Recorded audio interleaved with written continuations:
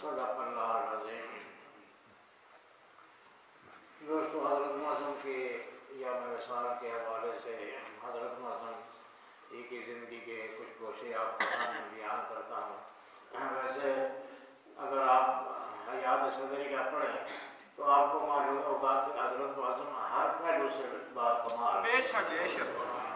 کوئی عجیب نوعیت کی شخصیت ہے، یعنی ان کے کردار میں، عمل میں، گفتگو میں کسی شے میں کوئی جور یا خامی نہیں پائی جاتی۔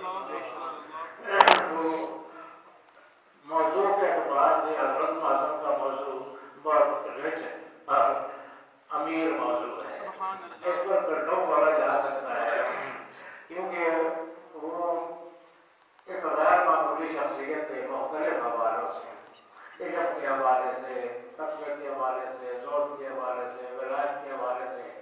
کیا کیا چیزیں بیان کی جائے۔ بہرحال میں آج جو ہے حضرت معظم کے علم کے بارے میں گفتگو کرنا چاہتا ہوں، کیونکہ حضرت معظم کو علم بہت زیادہ پسند ہے۔ علم کے لیے انہوں نے ساری دنیا خرید دی تھی اور علم کے مقابلے میں وہ کسی نعمت کو نہیں سمجھتے تھے۔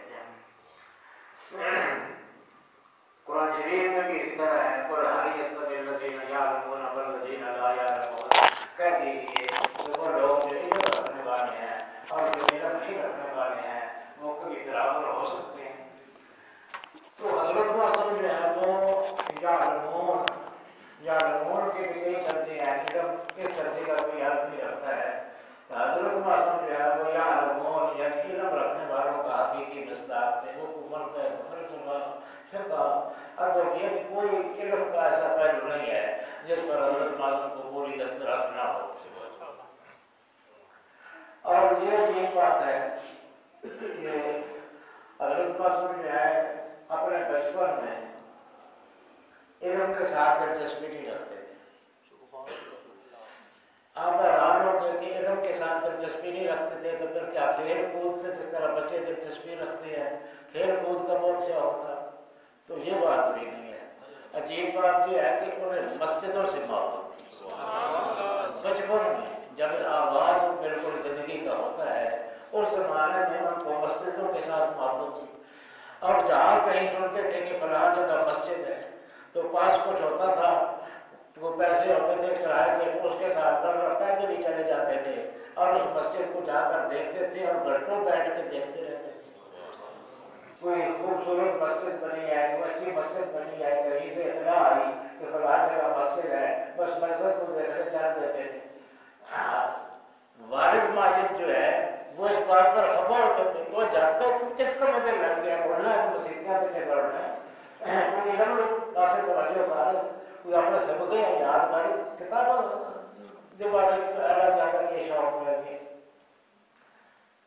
تو یہ مسجدوں کے بارے میں تو میں ایسا کیا شوق پڑ گیا، چنانچہ حضرت معظم کہتے ہیں کہ میں ان کی بات سن لیتا تھا، خفا بھی ہوتے تھے، کبھی مار بھی لیتے تھے اور کہتے تھے کہ جا تو کمیں بہنی بھیجیے، بس مسیح کیا مجھے لگے ہوئے ہیں۔ دوستو، وہ جو قلب کی کیفیت ہوتی ہے وہ ایک عجیب ہوتی ہے، جس کا اللہ کے ساتھ تعلق شروع ہی سے ہوتا ہے، وہ اللہ کے ساتھ نسبت رکھنے والی ہر چیز اس کو اچھی لگتی ہے۔ علم بھی اللہ کے ساتھ نسبت رکھنے والی چیز ہے، بہت بڑی شے ہے، لیکن یہ ذرا سمجھ کے بات سمجھ آتی ہے آدمی کو۔ بات پہلے تو اللہ کا گھر ہو، خوبصورت گھر ہو، اس کو دیکھے اور اپنے والوں کے تصور میں کھویا رہے، عام تصور یہ ہے محبت کا۔ تو حضرت معصوم کو اس زمانے میں اللہ کے ساتھ ایسی محبت تھی، کسی اور چیز کی طرف توجہ نہیں ہوتی تھی، والد ماجد خفا ہوتے تھے۔ ایک دن حضرت معصوم فرماتے تھے کہ والد ماجد نے مجھے اپنی وہ جن کتابیں رکھی ہوئی تھیں الماریوں میں، ان کے سامنے جا کے کھڑا کیا اور کہا کہ قاضی دیکھ یہ کتابیں میں کتنی جمع کی تھی، اس علاقے جتنا بڑا کتبخانہ کسے کھول تو میں کوئی جائیداد نہیں بنائی، کوئی اور شے نہیں بنائی، کسی پاسوں کوئی پیسہ آیا تو میں کتاب مانگتا۔ سبحان اللہ۔ یہ بھی دادا جی کا ایک عجیب ذوق تھا، میرے دادا جی کا کتابوں کا شوق۔ اب یہ ہمارے پاس جو کتبخانہ ہے یہ ان کے زمانے کا ہے. بنیادی طور پر حضرت ان کے دور میں کوئی تھوڑا بہت اضافہ یا میرے دور میں کوئی تھوڑا بہت اضافہ ہوا، لیکن اصل جو کتب خانہ بنیادی ہے وہ انہیں کا مہیا کیا ہوا ہے. اور حیرت ہوتی ہے کہ اس زمانے میں آج سے 100-150 سال پہلے جبکہ ذرائع نہیں تھے نقل و حمل کے، جبکہ کوئی چیز منگوانے کا ذریعہ نہیں تھا، اس زمانے میں بیروت کی اور قاہرہ کی اور لبنان کی چھپی ہوئی کتابیں کس طرح منگواتے تھے؟ کیا ذرائع تھے ان کے پاس اور کتنی محنت کرنی پڑتی ہوتی. نہ کوئی بندرگاہ تھا، نہ کوئی فضائی سفر تھے. اور اس زمانے میں آیا کرتی تھی کہ وہ بمبئی کی بندرگاہ پر اترا کرتی تھی کتابیں اور دوسری چیزیں. وہاں سے کسی طرح سے ان کو منگایا جاتا تھا. کہاں بمبئی اور کہاں درویش کس طرح سے منگاتے ہوں گی اور کیا وسائل ہوں گی ان کی. اور بہرحال کوئی جائیداد نہیں بنائی، کوئی شے نہیں بنائی، کتابیں جمع کرتے رہے. تو حضرت معصوم فرماتے ہیں کہ مجھے معلوم والے نے کتابوں کے سامنے الماریوں کے سامنے میں جا کے کھڑا کیا اور کہا کہ قاضی دیکھے کتابیں یہ جب کتب خانہ ہوتے بھی نہیں تو میں یہ اپنی ساری ضرورتیں پسے پشت ڈال کر یہ کتب خانہ مہیا کیا ہے. اب اگر تم نے علم پڑھا، علم کے ساتھ دلچسپی رکھی تو یہ کتابیں تیرے لیے ہیرے ہوں. اور اگر دلچسپی نہ رکھی تو یہ کتابیں میرے لیے خواب کا ڈھیر ہے، پھر تیرے لیے تو فضول ہے. میری ساری محنت رائے گان جائے گی جو میں نے اتنا خرچہ کر کے مہیا کی. حضرت معصوم فرماتے ہیں کہ ان کی اس بات نے ایسا حاصل کیا میرے دل پر کہ میں سب کچھ چھوڑ دیا اور اپنی پوری توجہ علم کی طرف مرکوز کر دی. پھر علم پر میری توجہ جب مرکوز ہوئی تو یہ حال ہوتا تھا کہ مجھے کھانا بھول جاتا تھا. بعض ایسا ہوتا تھا کہ گھر والے کھانا رکھ جاتے تھے اور میں کو کتاب دیکھ رہا ہوتا تھا تو وہ بعد میں جب برتن اٹھانے لگتے تھے تو میں کتاب ہی نہیں رکھا ہوتا تھا. تو یعنی یہ بچپن میں ایسی کیفیت ہو گئی. پھر وہ یہ علم کی ترقی کرتی رہی، علم کے ساتھ ان کا عشق بڑھتا رہا، مختلف علماء سے پڑھتے رہے، تعلیم حاصل کرتے رہے. اس زمانے میں مدارس نہیں ہوتے تھے، لوگ مسجدوں میں پڑھا کرتے تھے. حضرت معصوم کی مسجدوں میں جا کر پڑھتے رہے، مختلف علماء سے پڑھا، اپنے علاقے کے علماء سے پڑھا. پھر محسوس کیا کہ یہاں اس درجے کے علماء نہیں ہیں جو حضرت معصوم کی تشریح کر سکیں. تو پھر اس زمانے میں روانہ ہوئے ادھر ہندوستان کی طرف. کبھی رامپور رہے، کبھی حیدرآباد رہے، کبھی کہاں رہے، ہندوستان بھر میں پھرتے رہے اور علم حاصل کرتے رہے. اور وہ جو فرماتے ہیں کہ ایسا حال ہو گیا تھا کہ مجھے کتاب کے علاوہ کسی چیز کا شوق ہی نہیں رہ گیا تھا. وہ کہتے ہیں کہ میں جس زمانے میں پڑھ رہا تھا تو وہاں کبھی کبھی گھر سے خط آ جایا کرتا تھا. تو ایک پردیسی کو اتنا دور دراز جب نہ ٹیلی فون تھے، نہ موبائل تھے، نہ کوئی اور ذریعہ تھا گفتگو کا، ہر پردیسی کو شدید ترین انتظار ہوتا ہے کہ گھر سے کوئی خبر آئے، کوئی اطلاع آئے. سارے جو ہیں وہ خطوں کے انتظار میں ہوتے ہیں. تو میں بھی خط کے انتظار میں رہا کہ خط آئے گا. 1-2 دفعہ خط کے انتظار میں رہا تو اس طرح توجہ بڑھتی تھی کہ خط کی طرف خیال رہتا تھا. وہ آیا ہے، گھر میں بڑا بات ہوئی ہے، ہاتھ میں یہ بات لکھی ہوئی ہے، اس طرف ذہن چلا جاتا تھا. اس لیے وہ جو کتاب کی گہرائی تک پہنچنے کی صورت ہوتی ہے وہ نہیں ہو رہی تھی. میں نے کہا کہ نکما کام ہے کتاب پڑھنا ہے. وہ علم پڑھنے ایسے آئے، خط پڑھنے ایسے آئے، چھوڑ کر آؤں. چنانچہ میں نے خط پڑھنے ہی چھوڑ دیے. گھر سے جو خط جاتا تھا وہ پڑھتا ہی نہیں تھا. وہ میں ایک چھکیر میں رکھتا جاتا تھا کہ جب فارغ ہوں گے، جب واپسی کا وقت آئے گا تو اس وقت ان خطوں کو کھول کر پڑھ لیں گے. سارے ایک دفعہ ہی دیکھ لیں گے کہ کسی کیا لکھا ہے، گھر سے کیا ہے، دوسرے کسی دوست نے کیا لکھا ہے، ایک دفعہ ہی پڑھیں گے. اب یہ ساری توجہ جو ہے علم کی طرف مرکوز کرنی چاہیے. چنانچہ میں نے خط پڑھنا چھوڑ دی اور ساری توجہ علم کی طرف مبذول کر دی. آخر جب سال ختم ہوا تو وہ جو خط تھے ان کو کھول کر پڑھا تو ان میں ایک خط میں یہ بھی لکھا ہوا تھا کہ میرے والد ماجد وفات پا گئے اور وہ خط 6 مہینے پہلے کا ہے ہوا تھا. 6 مہینے تک مجھے پتہ ہی نہیں چلا، ہاتھ ہی نہیں پڑا میں تو، آپ کو ذریعہ کوئی نہیں تھا، ٹیلی فون وغیرہ تھے نہیں، اس لیے ہاتھ میں نے پڑا نہیں، اس لیے 6 مہینے بعد مجھے پتہ چلا کہ والد صاحب دنیا سے رخصت ہو گئے۔ تو ایسا انہماک علم میں، ایسی فریفتگی علم کی دیکھی نہیں گئی ہے، بہت زیادہ عشق و محبت کا علم کے ساتھ۔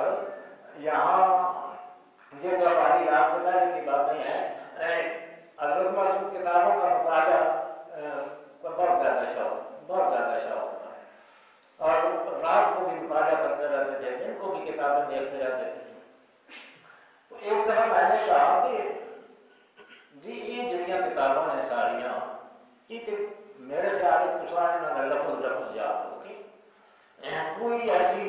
جگہ نہیں ہے کسی کتاب کی جو آپ کو معلوم نہ ہو کہ آپ کو یاد نہ ہو، تو پھر کس حد سیدھا پڑھتے رہتے ہو؟ انہوں نے کیا معاملہ تو نہیں پڑھا کہ مطالعہ اپنا شوق ہے، اپنا شوق ہے۔ وہ اس طرح کتابیں یہاں مطالعہ کیا کرتے تھے، جو قدیم لوگ ہیں جنہوں نے حضرت معصوم کے ساتھ کچھ وقت گزارا ہے، وہ اس بات کی گواہی دے سکتے ہیں کہ حضرت معصوم کبھی اخباری سے کتاب نکال کے کھولتے تھے تو اس کو دیکھنے کی کوشش کرتے تھے، ایک مسئلے جس کی وہ تلاش میں تھے، اس مسئلے کی تلاش کے لیے اس کو کھولتے تھے تو وہ سامنے کوئی اور جگہ نکل آتی تھی، کھڑے کھڑے الماری کے سامنے کوئی اور جگہ نکل آتی تھی تو وہ ان کو مزہ دے جاتی تھی، بس اس میں کھو جاتے تھے، وہ پڑھتے جاتے تھے کھڑے کھڑے، کتاب اٹھائے، ادھر میری دین جو ہے وہ کبھی الماریوں کے ساتھ ایک لگاتے تھے، کبھی ادھر ایک طور پر ہوتے تھے، کبھی دوسرے طور پر ہوتے تھے۔ حضرت معصوم کھڑے ہوئے جی گھنٹوں کے حساب سے کھڑے رہتے تھے اور پڑھتے جاتے تھے، وہ کوئی نئی بات ان کو نظر آ جاتی تھی اور اس کے ساتھ دلچسپی پیدا ہو جاتی تھی، اس کو پڑھتے جاتے تھے، پڑھ پڑھ کے پھر یہ ہولی کا مزے لاتے ہیں آپ کے مسئلہ ہو گئے۔ نعرہ تکبیر، نعرہ رسالت، شان صدر الاولیاء زندہ باد۔ مسئلہ اور دیکھا جاتا ہے بولے تو یہ اس طرح سے کتاب کے ساتھ بہت زیادہ یعنی مطالعہ کر رہے ہوتے تھے، وہ ایک دفعہ مطالعہ کر رہے تھے، کتاب لگی ہوئی تھے، کہیں جنازہ بتا رہا، وہ کتاب میں کھڑے ہوئے تھے، میں گیا، میں نے کہا جی جنازے کا وقت ہو رہا ہے تو جنازے پر جانا ہے، جنازے کا وقت ہو گیا، اچھا تو جا رہا ہے، بس ایسے غیر دماغ کے ساتھ وہ بات کرتے رہے اور کتاب میں کھوئے رہے۔ میں نے پھر کہا کہ جی جنازے کا وقت قریب آ گیا ہے، ایسا جنازے کا وقت قریب آ گیا، جنازے پہ بھی جانا ہے، یہ بات دوبارہ سے کرتے رہے اور کتاب بھی کو دیکھتے رہے۔ پھر جب وقت تھوڑا سا رہ گیا تو میں نے کہا جی وہ دیر ہو گئی ہے، کہیں تو جنازے کا وقت ہو گیا ہے۔ انہوں نے کیا کہا، جیب سے گھڑی نکال کے دیکھی، وہ جیب والی گھڑی نہ کہتی، جیب سے گھڑی نکال کے دیکھی، اچھی اوہ بڑی دیر ہو گئی ہے، جنازے میں دیر نہ ہو جائے گا، یہ کتابوں نے مسئلہ ہے جب جب چھوڑا ہے جیسا میں چھوڑ نہ سکتا ہے۔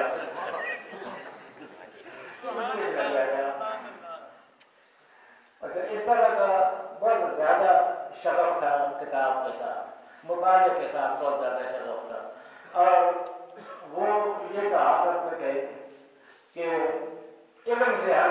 مشکل حل ہو جاتی ہے، علم سے ہر تکلیف دور ہو جاتی ہے، آدمی کو علم کی طرف توجہ کرنی چاہیے۔ ادھر ایک بابا تھا، وہ ہڈیوں کو یعنی پاؤں پر جائے، انگلی پر جائے یا کچھ اور ہو جائے تو وہ اپنی جگہ پر اس کو برابر کر دیا کرتا تھا، یہاں پر کرتا تھا، ٹویا والا بابا صاحب لیا، ٹویا والا بابا بڑا مشہور تھا، یہ خراب جوڑوں کو بٹھانے پر وہ ٹویا والا بابا، وہ تو مجھے خیال آیا کہ بھئی یہ معاملہ کبھی گھر میں بھی پیش ہو سکتا ہے، تو ہمارے گھر میں چونکہ پردے کی بہت پابندی ہے تو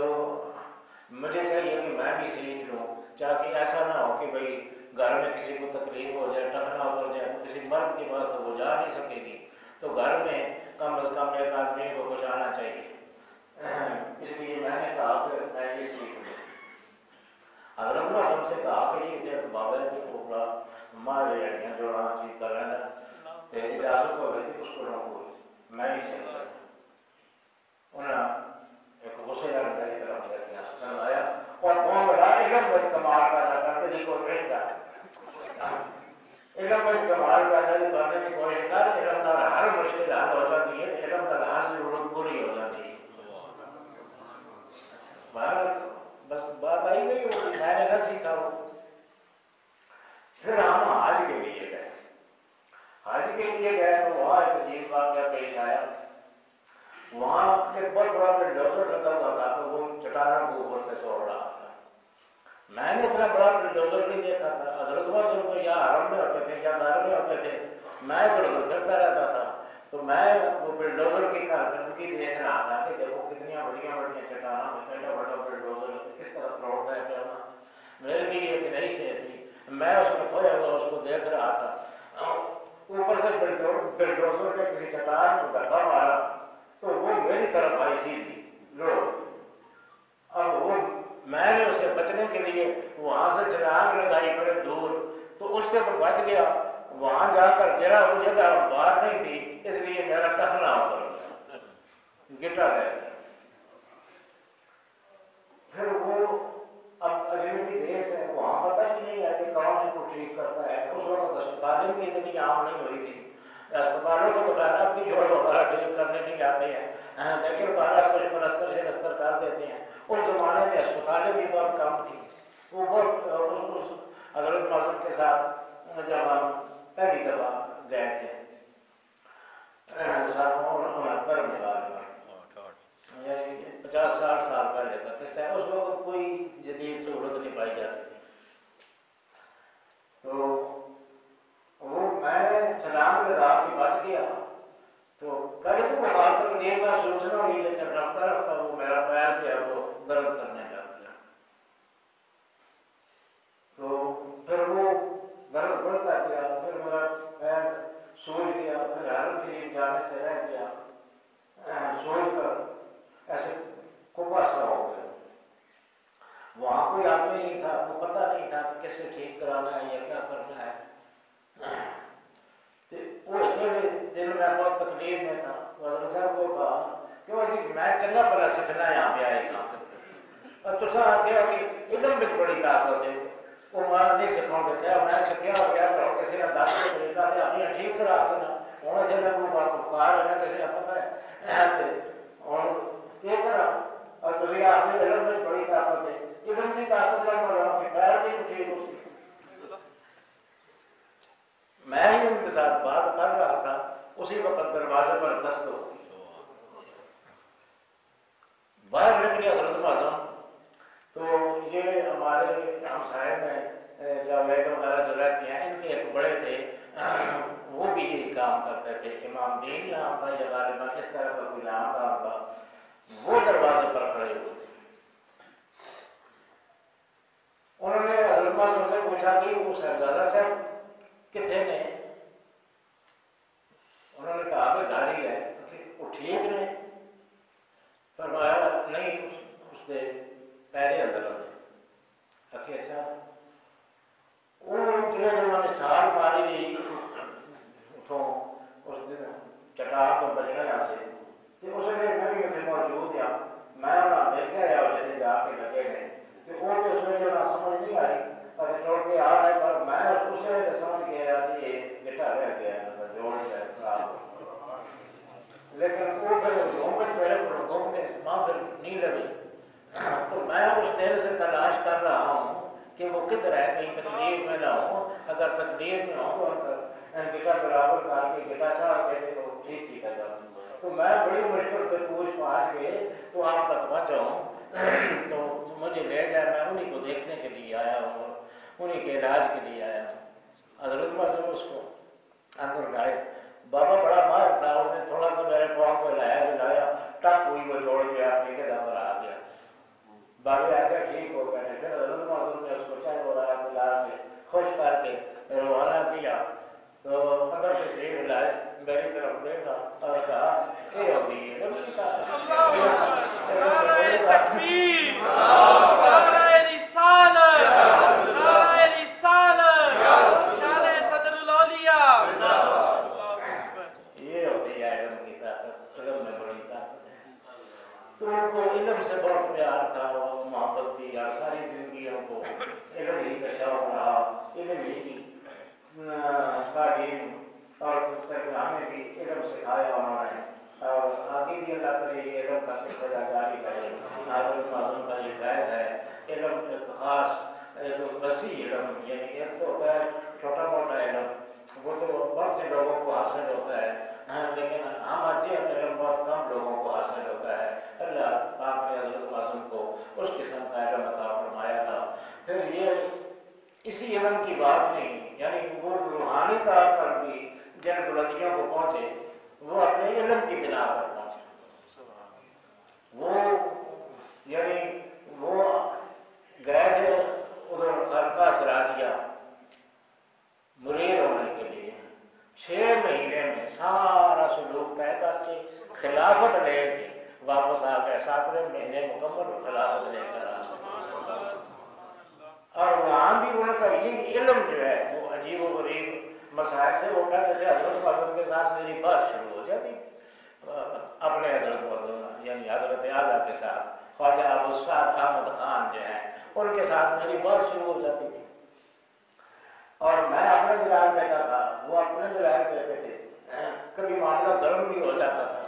سارے متعلقین مجھے کہا کرتے تھے وہ اللہ کے بندے تیرا نٹ کدو کسی نے مناظرے کیتے تھے، جھگڑے کیتے تھے، تو انہوں نے شروع ہو جاتے، میں اپنی عادت سے مجبور تھا۔ بہرحال بڑا بحث مباحثہ ہوتا تو وہ چونکہ بہت بڑے عالم تھے ابو سعد احمد خان، اس لیے وہ میرے اس ساری گفتگو سے لطف اٹھاتے تھے، لوگوں کو بلادوار گزرتا تھا اور وہ مزے لیتے تھے میری گفتگو سے۔ لیکن بہرحال ایک دن وہی بات ہوئی، ایک فتویٰ آیا ان کے پاس دستخط کرنے کے لیے، بہت سے لوگ ہمارے دستخط کیے تھے، میں نے وہ حضرت اعلیٰ نے وہ فتویٰ مجھے دیا کہ قاضی صاحب آپ بھی اس پر دستخط کر دیں۔ میں نے کہا جی ٹھیک ہے، میں دیکھتا ہوں، اگر صحیح ہوا تو کر دیتا ہوں دستخط۔ وہ فتویٰ میں نے دیکھا تو وہ میرے نقطۂ نظر کے مطابق صحیح نہیں تھا، غلط اتنے لوگوں نے دستخط کر دیے۔ وہ پوچھا شیخ نے کہ کیا ہوا قاضی صاحب کو دستخط کر دیا ہے؟ میں نے کہا کہ نہیں فتویٰ ٹھیک نہیں، میرے نقطۂ نظر کے مطابق کہ ہے فتویٰ ٹھیک نہیں، وہ بڑے بڑے علماء کے دستخط تھے اس پر۔ میں نے کہا جی ہاں ٹھیک نہیں، میں کس طرح ٹھیک نہیں ہے؟ میں نے جو دلائل تھے کتابیں لا کر ان کے سامنے رکھ دی، ڈھیر لگا دیا کہ یہ ساری وہی باتیں ہیں جو میں کرتا ہوں اور میری تائید میں ہے، یہ تو ساری باتیں ان کے خلاف جاتی ہیں فتوی اور سرائے۔ حضرت کو اور تو کوئی دلیل اس وقت میسر نہ آئی، انہوں نے آخیا نہیں قاضی صاحب اتنے بڑے عالماں کی لکھی یہ گل تو کچھ دیکھ ہی کے لکھا اس نے۔ تو مجھے غصہ آ گیا کہ میں تو دلائل کی کتابیں ڈھیر کر دی ایسا ہونے، اور ان کو سامنے ہوتے ہوئے بھی حضرت صاحب جو ہے وہ کتابوں کی طرف نہیں توجہ کر رہے ہیں اور عالموں کی بات کر رہے ہیں کہ اتنے عالماں نے لکھے ہیں۔ میں کہا جی یہ نہ دلائل کی موجودگی میں جن عالماں نے فتویٰ لکھا ہے وہ عالم نہیں جاہل ہے۔ سبحان اللہ، سبحان اللہ۔ اب وہ جو ہے وہ علماء کا بڑا احترام کیا کرتے تھے، خواجہ ابو سعد احمد خان، وہ بس ان کا چہرہ میرا یہ کہنے کے ساتھ ہی غصے سے سرخ ہو اور وہ اٹھ کر اندر چلے گئے، ناراضگی کا اظہار۔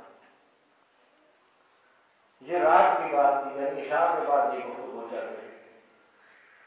بس وہ ناراض ہو کر چلے گئے۔ جو ساتھی مجھے منع کیا کرتے تھے وہ مجھے کہنے لگے کہ دیکھو جی اسے ایسے سی آپ نے آج پیرانہ بچے گلا نہیں کرتے، اس انداز اس کو نہیں کرتا آدمی اس طرح تو ساتھی تھی اور کر دے اور روزانہ دے، آخر وہ گل ہوئی نہیں اسی آپ نے۔ میں بھی نادم تھا اور مجھے معلوم تھا کہ یہ میں نے کیا کر دیا، اپنے شہر کو ناراض کر دیا، چنانچہ وہ ساری رات روتا رہا، میں تڑپتا رہا، میں نے پانی ڈوبتے دیکھتی ہے نا اسے کہا، میں نے پانی ڈوبتے، پانی ایک شاعر ہوا ہے، میں نے پانی ڈوبتے دیکھی ہے نبض کائنات، جب مزاج یار کچھ نرم نظر آئے، یار کا مزاج نرم ہوا تو کائنات کی نبضیں ڈوبنے لگی، وہ میں تو ساری رات روتا رہا کہ ساری وہ ٹھیک ہی کرتے ہیں کہ جو مجھے بتاتے تھے کہ ایسی باتیں نہ کیا کرو، اپنے آپ کو کہتا تھا تم باز نہیں آتے ہو، لگے رہتے ہو، آخر ہوئی بات اور کیا سارا کچھ ضائع ہوا، شہر ناراض ہو گئے۔ چنانچہ میں وہ سہری کے وقت بعد تشریف لایا کرتے تھے، وضو کر رکھی تھی، میں پھر وہ جا کے دروازے پر کھڑا ہو گیا تھا جس وقت جانے کے راضی کروں گا بناؤں گا، تو جب وہ بڑھ تشریف لائے تو میں دوڑ کر ان کے قدموں میں گر دیا اور کہا جی غلطی ہو گئی، معاف کر چھوڑو، وہ غلطی سے میں نے بات کہہ دی۔ انہوں نے مجھے اٹھا کر سینے سے لگایا اور کہا بھائی صاحب وہ جو جس مسئلے میں بات ہوئی تھی اور جس پر مجھے غصہ آیا تھا اس رات بھر میں بھی نہیں سویا ہوں، آپ بھی نہیں سوئے، رات بھر میں بھی نہیں سویا ہوں اور میں رات بھر اس مسئلے کی تحقیق کرتا رہا ہوں، اب پتہ چلا ہے کہ وہ جو بات آپ کہتے تھے وہی تھی۔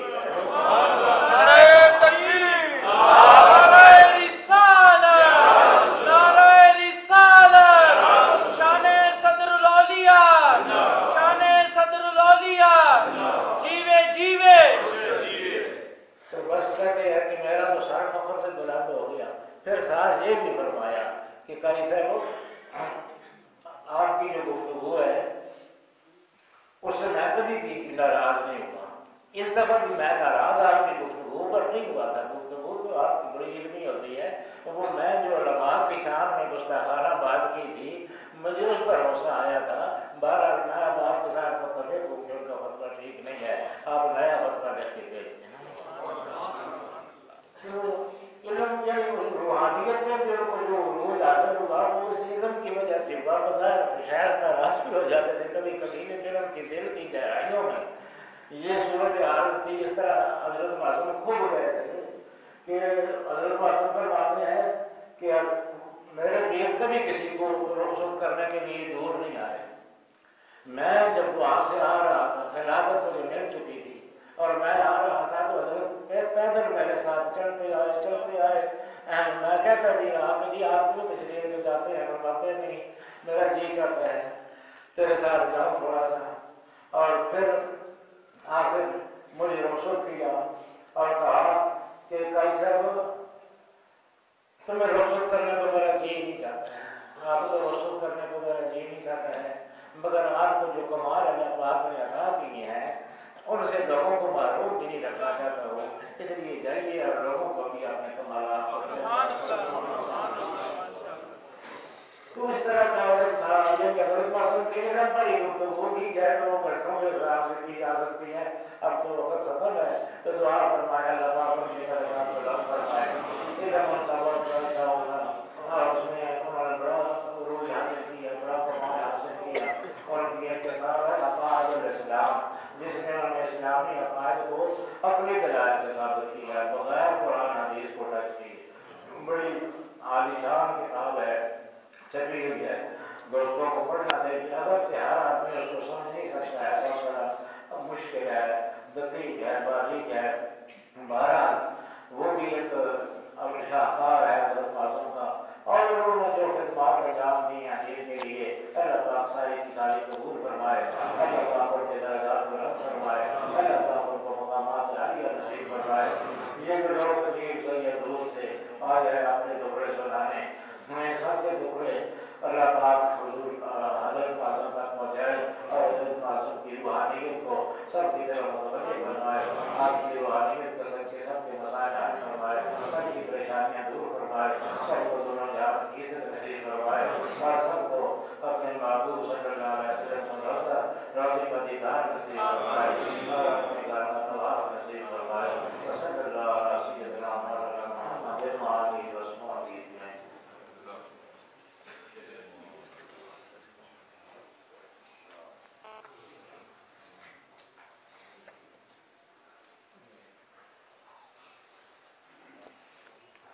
یہ مٹھائیوں کے باہر تقسیم کر چھوڑے تھے وہ گردی ہے تو کالینہ خراب کر دی یہ مٹھائی جو رہی ہے باہر برآمدے میں اچھا شجرا رہ گیا اتنا ٹائم نہیں ہے